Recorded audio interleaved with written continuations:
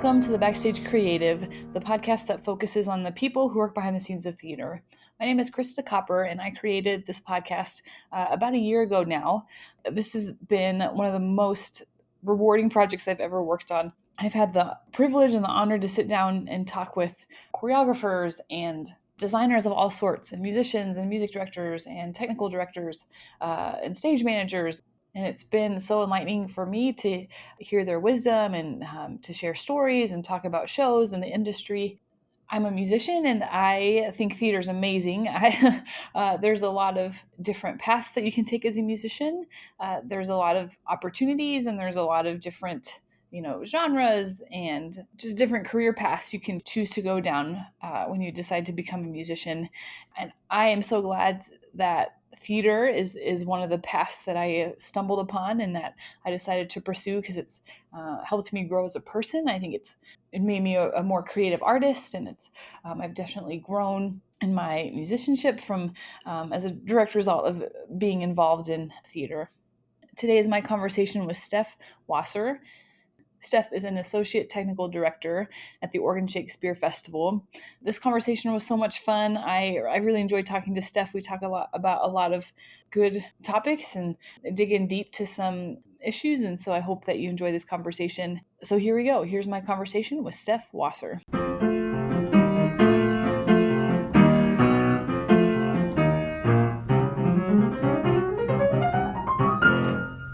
So take us through some of your responsibilities and job duties.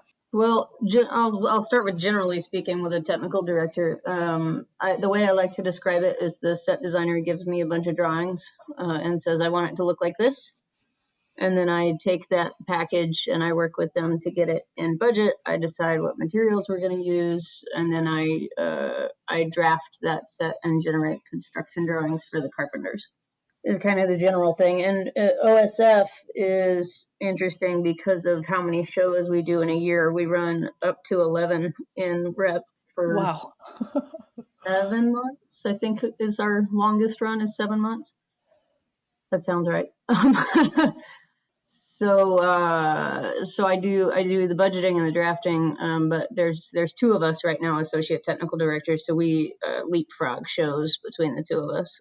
And we sit tech and do that stuff. And then we have a technical director that supervises both of us. And he's much more of a department supervisor, what you would think of in terms of running the department and doing, season budgeting things in the future and managing that kind of stuff. So I'm very much in AutoCAD is my role right now.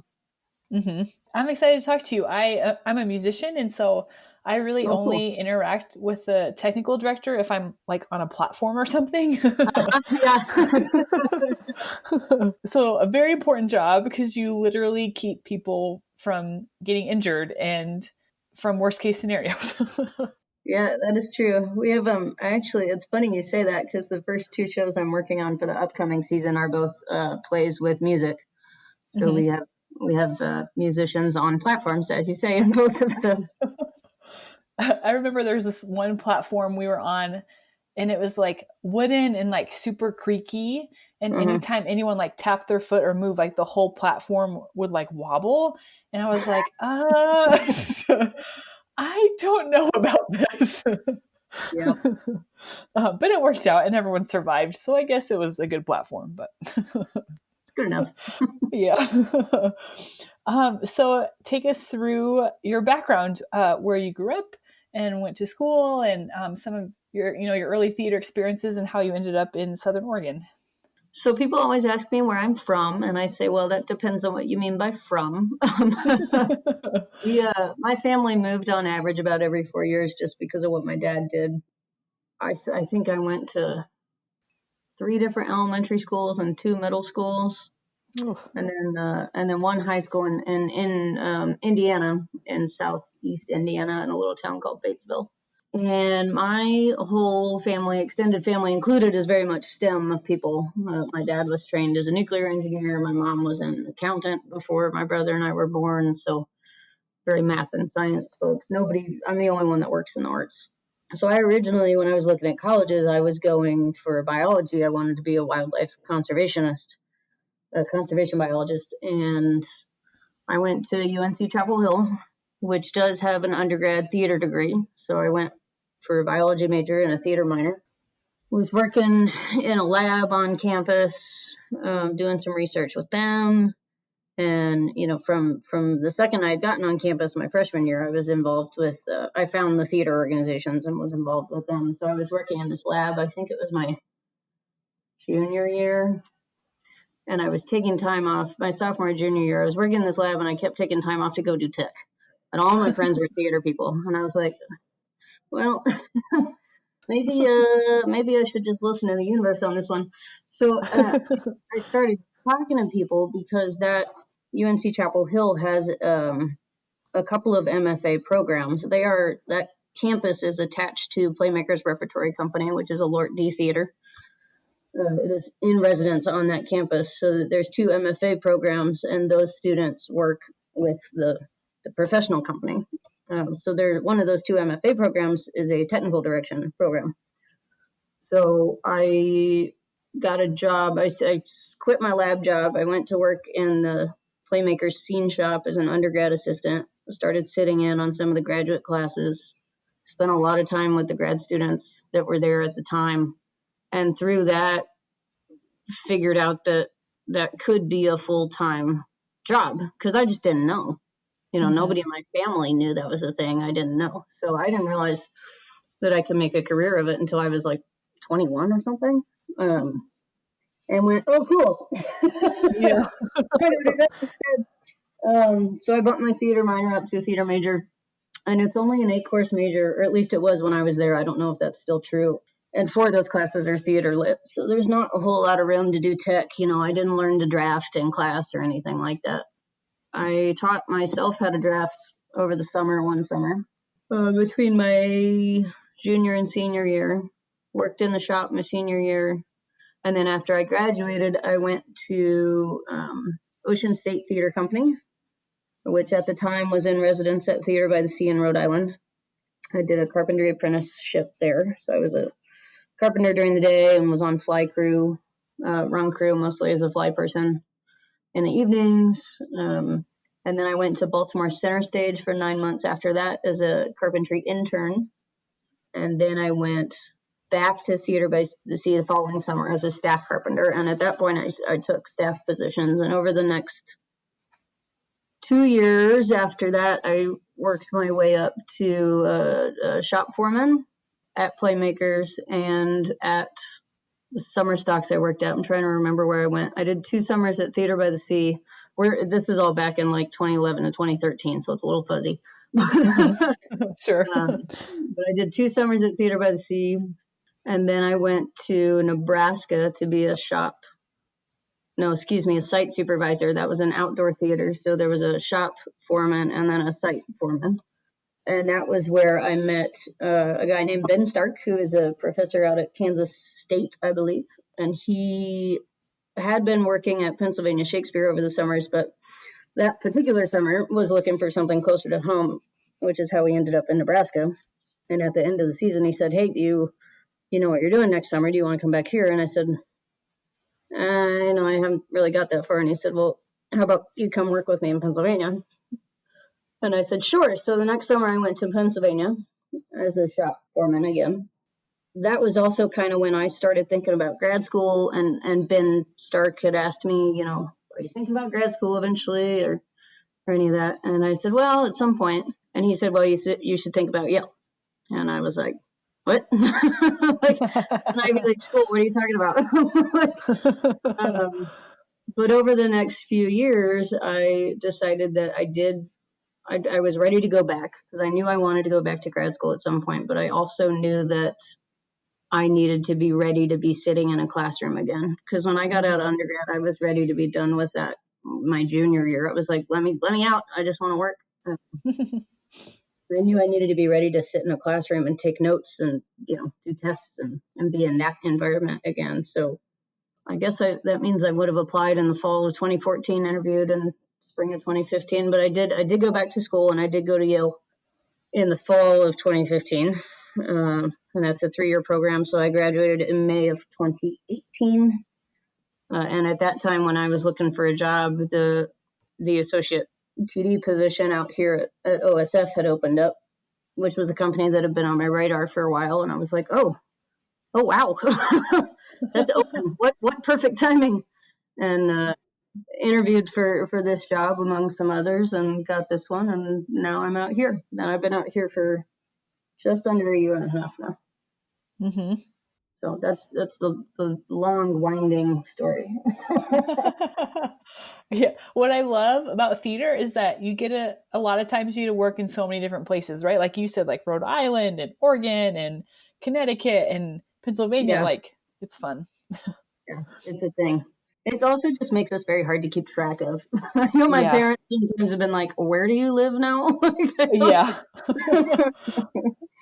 When I visit my parents, like I'll see people, around town that are friends with on Facebook or just like general friends from the past. And I'll be like, what are you, what? Yeah, exactly. I'm like, it's fine. Like, it's okay. Yeah, you just see the question on their face because they're not sure exactly what to ask. They just know a bunch of Uh-huh. things have changed. Yeah, Yeah. You're just like a weird theater person now. It's fine. totally. Is grad school pretty common? Like is it pretty common for people in like the technical direction field to have master's degrees? It is headed that way. I mean, as a lot of other fields are, at the very least having MFA preferred in the job description, the TD field is kind of headed the same way for a number of reasons. One is just the technology that's involved and the speed at which technology accelerates, right? Like you think about computers and cell phones, and Mm-hmm. how quickly they outdate themselves. Mm-hmm. The technology that we use in terms of materials and processes and software, even to some degree, kind of goes through that as well. And then there's also we're just being asked to do more complicated stuff. And speaking as somebody who used to be a carpenter and a shop supervisor, the gut feeling of, oh, I think that'll be okay, just isn't enough anymore. Mm-hmm.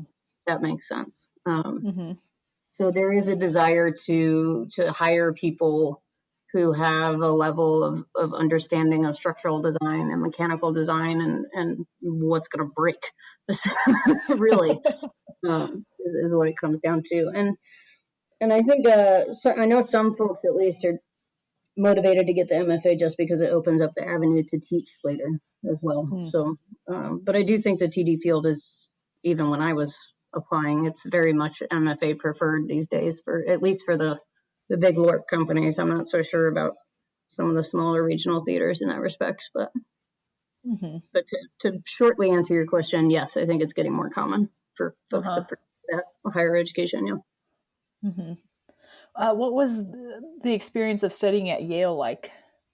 Oh, it was intense, but that's why I went. Uh-huh.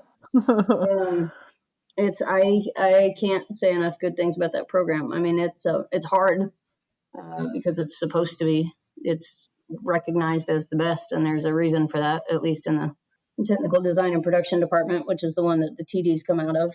Yeah, it's great. I went to grad school looking to be challenged and looking to learn as much as I could in 3 years, and I definitely got that. The faculty and staff are incredibly knowledgeable.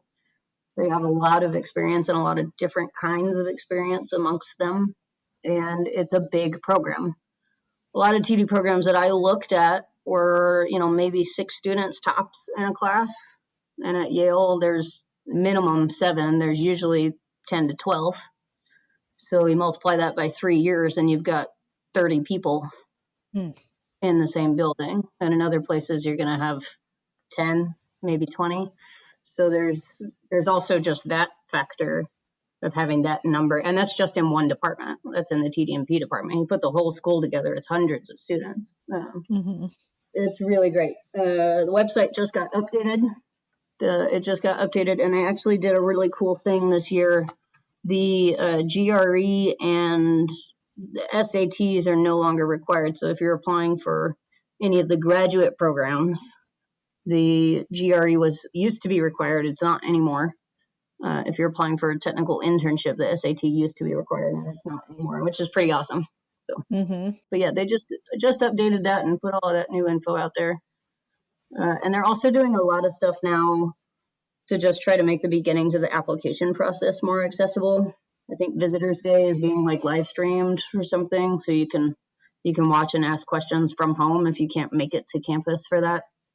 They're trying to connect prospective students with faculty and with probably even with current students, so that they can ask about that program before they get there. But I can't recommend it enough. And you get to be on that beautiful campus. Holy cow, Yale is so gorgeous. Yeah, we Oh, always joke that we were at Hogwarts. yes, it's totally Hogwarts. Totally Hogwarts. And then I also saw that you got like a research grant. Do you want to talk about that? Yeah, USITT recently, I think in 2015 or 2016, the board of directors committed to 3 cycles of grant funding. The first cycle was 2017, and over those 3 cycles, they're committing something like $330,000 to a number of grant projects that they're calling innovation research grants. So I applied for one, which is part of the 2019 cycle, which was the second cycle. So there will be a third, I presume, in 2021, but I don't know. But applied for one and got that, and am actively working on that at the moment. There's 3 of us were awarded grants in this cycle, and all of those will be on exhibit at the 2021 conference, which I want to say is in Columbus, Ohio. What did you use the money for? Or have you done the project yet? It's underway. It's underway right now. Okay. My timeline, when you submit the proposal, you're asked to kind of outline your timeline for the project as well. And Hmm. I set a calendar year, so I need to have mine wrapped up middle of July next year. And I won't bore you with the details, but essentially, I am looking at rotation of objects that are suspended from a single point. So if you've ever gone to a show and the chandelier that flies in just keeps spinning around the whole scene and is super distracting, I'm trying to improve that. Is the nutshell of it. That's So. cool. That's awesome. Yeah, I think it's super awesome that USITT's made that commitment. I mean, that's a ton of money to be able to provide folks to look at innovative solutions for things. I think one of the other projects is called Plotbot, and they're basically trying to make a machine that you can upload your scenery plot into, put this machine at the 0, 0 on your stage, and then let it go, and it'll mark your points, is my understanding from the abstract that was released. But just like super cool stuff like that. I can't remember what the third project was, but one of the ones in the first cycle was about VR and how we can use that in the theater. Like it's really just it's enabling people to like work on these funky little projects that are good for the industry, and just creative pursuits of different ways we can do things. So it's cool. It's a really cool initiative. Yeah, and who knows like what other projects are going to springboard off of, the research that you guys are doing. So that's great. Yeah, exactly. Yeah. So how many years were between your undergrad and your graduate studies? 4. I graduated Hmm. undergrad in May of 2011 and went back to school in fall of 2015. So yeah, four in a few months. Okay. Was that challenging to get back into the school life? In some ways, but I think for me, and I speak only for me because everybody's experience going back to school is different. But for me, I think it was the challenges about going back to school weren't about going back to school. It was about being in that program. Hmm. Like I said, I waited until I was ready to go back and be in a classroom and be taking notes and asking questions and being a student. I didn't feel that was a huge hurdle for me. But that program is demanding, so juggling the homework and the projects and the production assignments, like the time management aspect of it, that first semester is tough. It's a tough. What was one of the biggest either skills or lessons or wisdom or advice that you learned from your time at Yale? Oh God, just one. Yep, just one. Oh goodness. Well, I was actually talking to somebody the other day who's looking at grad schools and considering Yale, and he asked me kind of a similar question. That was if you could go back and tell first year you going into the program anything, what would it be? And I kind of had the same reaction of like, oh, geez, like, you come out of that program so different. But the big one was time management. And I mean, I think that applies whether you're in school or not. Going into that program, if you didn't have some kind of handle on managing your time as a person and juggling your responsibilities and being an adult and, you know, paying the bills and whatever else, it just makes that transition a lot harder, if that makes sense, if you don't already have that structure in place to be able to take on more. Mm-hmm. That's a big one. And I think that goes into people's workflows, even in the professional world, right? Because time management isn't just these are the things I have to do and this is how much time I have to do them. It's also understanding when are you most efficient? You know, are you a morning person? Are you a night owl? Are you, you know, do you need your Mm-hmm. coffee first? Like, do you have to put your earbuds in to draft, or all the understanding how you can work most effectively for me is part of time management because that's part of how you get it all done. Yeah, I've learned more about myself because I'm in the arts, you know, like you do have to do a lot of like introspection of like, okay, how do I learn? When is my best time of day? You know, what's the best way that I can handle this conflict or solution, you know, this problem. Mm. And so I think yeah, and that goes along with time management, like you said, of knowing how you operate and being able to get yourself to get things done and Yeah. do And work. also just what you need as a human, right? Hmm. Like if you work an 8 hour day or a 12 hour day, some people to feel good or what, you know, gives them life and energy is to then go out and do something else. Some people need to go home and read or watch TV or turn their brain off. Like at least for me, when you're in grad school, you have to think about when you're going to get that time to recharge too.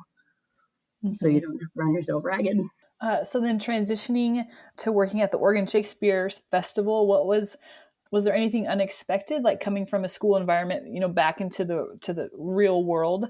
Was there anything that was like shocking or unexpected? Yeah, I had so much free time. I say that laughingly, but I did actually have to figure out what to do with myself. I mean, I also literally moved across the country to where I know no one. So there's, you know, Hmm. there's that, which is just part of life, no matter what you do. Part of, I mean, there were a lot of reasons I chose to come out here, and a lot of things that were exciting about the job. One of those is that we are still now undergoing a big transition in our leadership.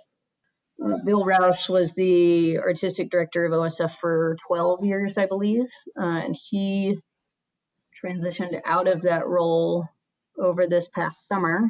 Our new artistic director is Nataki Garrett. She has joined us from the Denver Center for the Performing Arts. In the midst of that transition, which we knew was coming, we also had a more unexpected transition with our executive director. Our former executive director, Cynthia Ryder, left in November of last year, I want to say, 1 year ago.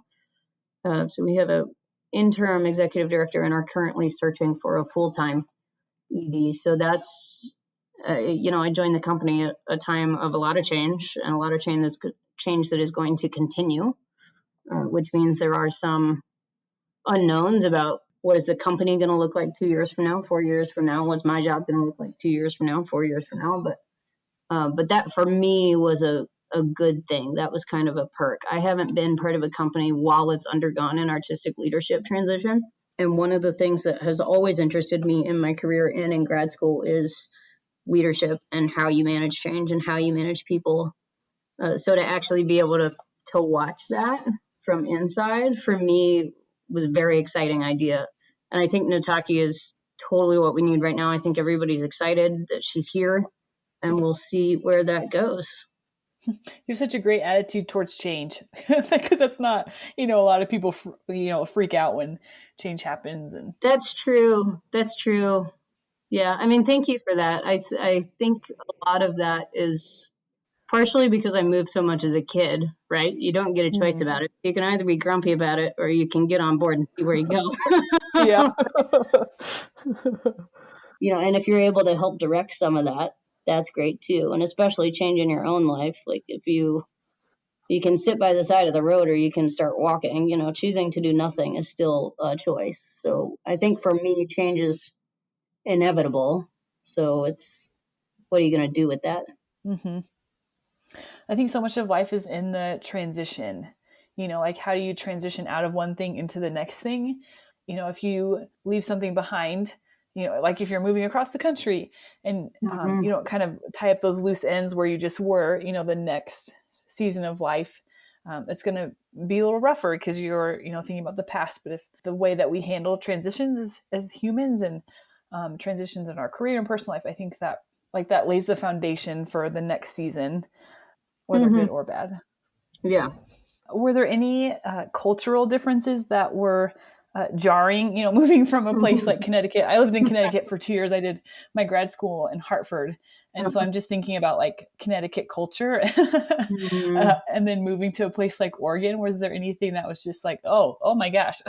Yeah, I'm used to it now, but I actually remember when I first got out here. So I've lived in the Midwest, but I've lived most of my life on the East Coast. Mm-hmm. And then I came out here and I was like, why is everybody so nice? Like, what?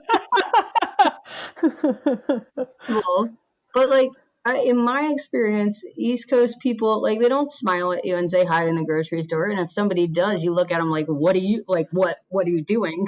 What do you want from me? You know? Uh-huh. It's much more relaxed out here. I mean, that said, the Ashland area, the Rogue Valley of Oregon is relatively rural. Our big city is Medford, which is 80,000 people, maybe. Ashland is 20,000.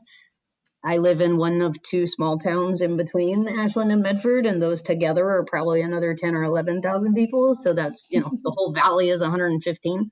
So that might be part of it. I don't know, but yeah, people are much more relaxed out here, which was it was a little weird at first. I think it took me about a month, and then I was like, oh, okay, all right, I can work with this. Mm-hmm. How do you handle disagreement in your job? Yeah, which is a thing all the time, I think, for TDs, and it doesn't necessarily manifest as like an out and out no, you're wrong. It usually manifests as, well, I want this. I think I was describing this to somebody the other day, and it wasn't in the context of disagreement, but I think somebody asked me if I say no a lot in my job. Hmm. And I said, well, sometimes, but I usually find that the way I say no is not by saying no. It's by somebody asking me for something and me saying, well, maybe I can't offer that because of X, Y, or Z. It's too expensive, or it's going to take too much time, or we just don't have the ability to do it. For example, somebody wants to fly a drop totally out of sight lines. None of OSF spaces are true fly houses. So usually when I say no, it's not just no. It's, well, I can't do that, but what about this? Or, well, I can't do that. Can you tell me a little bit more about what you're trying to achieve so I can figure out a way to get you where you want to go? I think I try to take that approach with people as well, because when people are disagreeing, sometimes it is legitimately because they do understand the other person and they just don't agree, and that's fine. I think a lot of times when it's fabrication, my mom used to always say there's 1,000 ways to skin a cat, right? Like, you can get to the same place a lot of different ways. The choice is about choosing one method, and whether the method is more important or the result is more important. That's a lot of the conversations I have, because I know when I technically design scenery, I have a build process in my mind that's informed by the years that I was a carpenter and a shop supervisor. That may not be the way that's fastest for somebody else, or the way that makes the most sense for one of our carpenters, and that's fine. If there's a reason it has to be done a certain way, then we'll have that conversation. A lot of times our carpenters are pretty good about coming and asking questions when they need to, and we'll have that conversation about, well, this is what I was thinking, this is why, and they'll say, well, I want to do this, and if it works, then it works, great. So I think the short answer is that I handle disagreement with conversation and trying to figure out what it is that the other person wants or needs, and what we can do to get everybody there. And I'd really also try to make sure people are on the same page, because you can have that whole conversation, and if you're not on the same page, you might as well not have it, you know? Mm-hmm. So that clarity is really important. Yeah, it sounds like having a lot of flexibility to adapt your way of thinking and like what you thought something should be, letting what's in the picture in your mind to shift a little bit if need be. Yeah, I have to be open to that. Yeah, and I think everybody does in what we do. Mm-hmm. You have to be willing to kind of take that in and work with it when you can. It doesn't always work, but Mm-hmm. Yeah, in theater, I think there are very few. This like has to be done this way. Like so much of what we do is based on a different director's vision or a different interpretation of the play that we're doing. yeah, I will say there are definitely cases, especially in load ends, where things do have to be done a certain way, whether it's because of the technical design or a lot of times just because of safety. A Mm. certain procedure has to be done in these steps to make sure that people are safe. There's a point where being flexible is not the answer Yeah, for sure. those reasons, but even in those situations, you still have to have the conversation. You can't just say no, go do it this way. You gotta pull people in, right? You have to have that conversation, pull people in, and explain it so that everybody understands why, even if they don't agree with it. Somebody may not want to wear a harness. Somebody may not want to put their hard hat on. I found, and I think a lot of folks that I've worked with in the past at least have found that if you have that conversation about why, it's not just because it's written on paper, there is actually a whole reason behind this, then you're more likely to get people on board, and even if they're not totally on board, they'll deal with it. Are there any misconceptions of a technical director, either from people who aren't in theater that and you say, "Oh, I'm a technical director," and they're like, "What's that?" Or even within the theater, do you come up against people who work in the field but still there are things about technical direction that they just don't understand? Are there any like common ones that come up?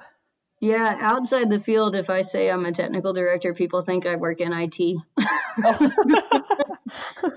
which is not, no, I don't. My brother he's a programmer. He can have it. I don't get that stuff. People are like, oh, IT. And I'm like, no, no, okay.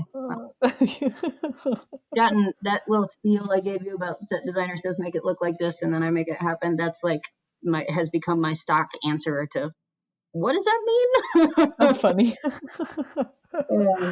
Inside the industry, that's a good question. I'm not really sure. I don't know that I've really taken note of them, and I'm thinking that maybe that's because just every creative team is different.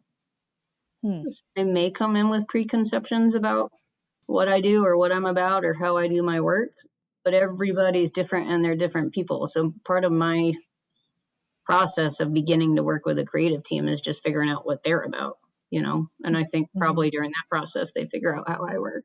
So I don't know about inside the industry, but we work with so many different people all the time. Sure. If you had to choose three of the top skills that you use as a technical director, what would they be? Well, I will preface this with, like I said before, my supervisor as a technical director does not draft. So not everybody drafts, but for me, drafting, big time, big, big, big Mm-hmm. time.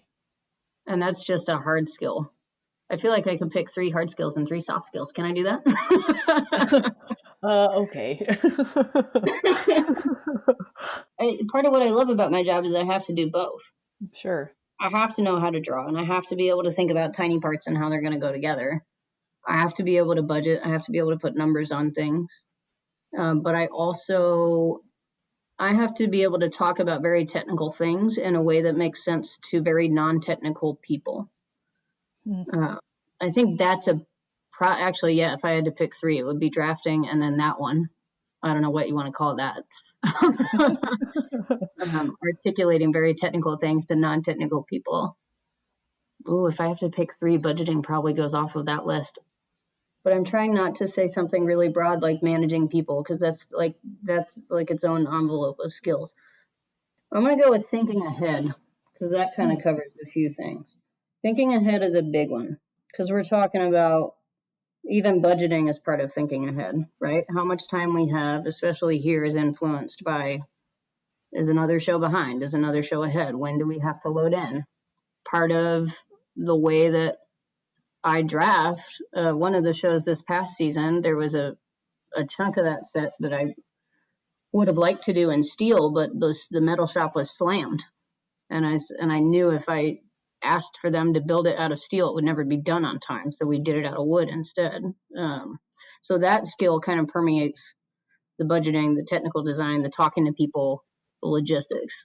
The articulating technical things to non-technical people is like anytime I'm talking to a creative team, especially when we're doing that negotiation of they want to do this effect or they want to have something come on stage or fly or whatever.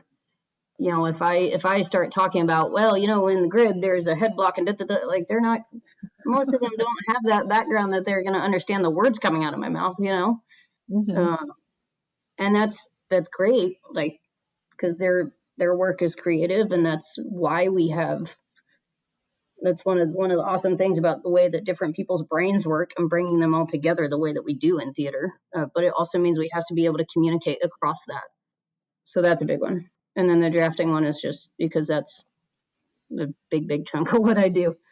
Is there anything else that we haven't talked about that you would like to talk about? There's so many things. I mean, I'll just like some of my observations from, as we were talking about before, it's becoming very much a higher education and MFA preferred type field. So anybody who's thinking about grad school, like whether or not you think you will get in, I encourage you to apply to Yale. I think a lot of folks self-select themselves out of this program. Yale has this perception of being an ivory tower, very few people to get into, and that's not true. There is a desire within that program from faculty and staff and students to have people of all different backgrounds straight out of undergrad with 4 years of experience, with 20 years of experience. Wasn't doing theater and then transitioned into it later in life, whatever the case may be. And it's an awesome program, and they are actively working. Like I said before, the GRE is not required anymore. They're working to make it more accessible. So anybody who's just thinking about it and is like, oh no, they won't take me, just do it. I think the other one, I mean, something I don't know how this is like a way bigger conversation, but our field is, and especially in production, including technical direction, is super white and super male. Mm-hmm. And how do we fix that, right? So some of the things I was talking about with Yale about trying to make it more accessible, they're moving towards that. That program is still very white. They've done a lot better in the recent years about the male thing. My class was, I think we had 2 guys and graduated like 9 of us. But how do we fix that? If you're a hiring manager and you're looking at, you need a carpenter, how do you recruit those people? How do you widen your applicant pool? How do you make choices about who you're going to hire? Part of that is dependent on who's in your applicant pool, but what skills do you absolutely have to have walking into that job, whether they're soft or hard skills, and what can you teach? One of the grad students I knew back at Chapel Hill at Playmakers was a guy who worked in residential construction for years. He runs a roadhouse now. Like, those skills are transferable. So that's just a huge one in the industry at large, but those are some examples with technical direction about how do we increase the diversity in this field. That's a huge other conversation, but like something that people need to be talking about. I think every field is starting to have more of those conversations, right? Like, I'm a musician. I've never been in a pit where there's majority female. Like, the most I've been in a pit, there's like me and like 2 other women, Mm-hmm. I'm hearing more of the conversations happening. And so I'm hoping that conversation is not enough, but at least conversation is something. Hopefully that will kind of get things moving and get, people who hire and direct to start having their eyes open to, there's more possibilities. There's more people out there who are ready to go. Totally. And you're right in that a lot of it, and kind of what I alluded to before, is a lot of it is on hiring managers and folks who are in positions of power and authority. But I also just want to encourage people to do your own research, right? There's a ton of books. The internet is massive. And having the conversations can be scary, right? Especially if you think you're the only one doing it. Find a buddy, read the book, talk about it, but everybody has to be doing something to move forward. Not all of us can do big things, but everybody can be doing a little bit, reading, asking questions, discussing things with people they know. That's what I would add to that. Yeah, agreed. My last question, advice to young people who want to get into a technical field, who are maybe just leaving high school or just starting college, who are interested in the technical side of theater. What advice would you Mhm. give them? I'll say I think everybody's advice is colored by their life experience. My life experience was one where I felt like I decided kind of late that I wanted to do this, mostly because my upbringing and the way that I kind of envisioned things going was I would go to high school, I would graduate, I would go to college, I would get a degree, and that's what I would do. And that's Mm-hmm. not what happened. And I'm very glad that that's not what happened.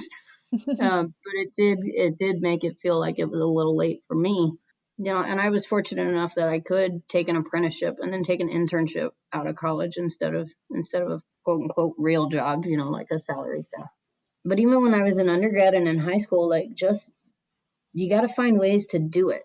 Um, and not everybody is a hands-on learner. I am a hands-on learner, so I think that's definitely a lot of where that's coming from. But the more experience you can get, the more resources you can get your hands on. There's a lot of good information on the internet, depending on what you're looking for. I will add that caveat. It depends on what you're looking for. But there's also a lot of books. And I don't know if libraries are carrying a lot of them, but if you have a university with a theater program near you, odds are they've got copies. If there's a professional theater in your community, I know I have a shelf of reference books that if somebody came to me and said, "Hey, I want to read this," I would loan it out. But I think also just doing it, and even if you want to be a TD, go do lights.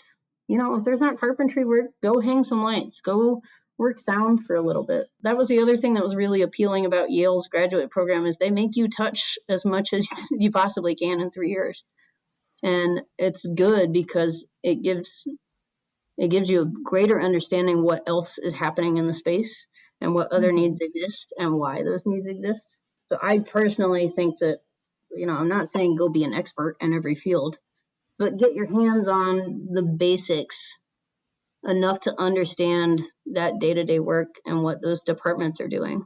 You don't have to be super specialized to get a job. It's good to have experience, but I do think there's benefit in being able to jump in and help hang lights or run a sound cable, or just understanding, the terminology if somebody's talking about what they're doing in watch out, which is a projection program for anybody who may not know, but being able to understand what they're talking about. I think that all helps. Mm-hmm. And you may find that you wanted to be a carpenter, but you actually really like something else, or you really wanted to be a lighting designer, but you really like something else. I would say find the opportunities to do it if you can. Not everybody can. And then resources. And if you have the other thing to do, not just asking for resources, but people are resources too. If you're in high school and there's a college near you with a program or a theater near you, get in touch. See if somebody will talk to you, give you a tour of their facilities. They got a lot of fabricators, I think. I know at least the people in my building are this way, but I think a lot of fabricators do enjoy showing their work, and especially to young people who are thinking about getting involved or going into the field. So I always say the worst somebody can do is say no or not get back to you. Mm-hmm. Send the email or leave the voicemail or whatever it is. Reach out. Yeah, take control of your own learning. I love it. Awesome. Well, thanks so much for doing this, Steph. Yeah, totally. Thanks for the invite. That's pretty cool.